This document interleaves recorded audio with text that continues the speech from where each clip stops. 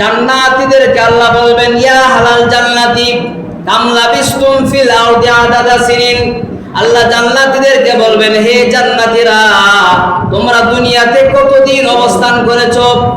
জান্নাতীরা বলবে, ক্বালু লাবিসনা ইয়াওমান আও বা'দা ইয়াওমিন। জান্নাতীরা বলবে, আল্লাহ দুনিয়াতে আমরা একদিন বা তার চাইতে কিছু সময় অবস্থান করেছি।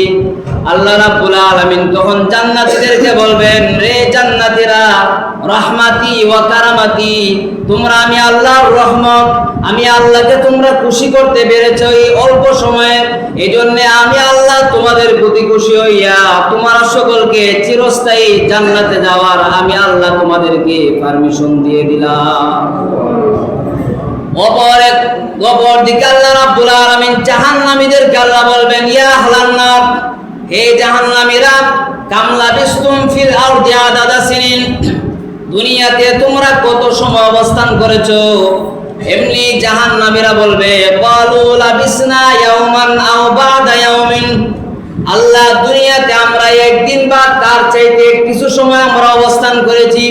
কোন মানুষ এই কথা বলবে না আমি দুনিয়াতে 20 বছর, 30 বছর, 40 বছর, 50 বছর আমি দুনিয়াতে কাটিয়েছি, এই কথা কোনো মানুষ বলবে না।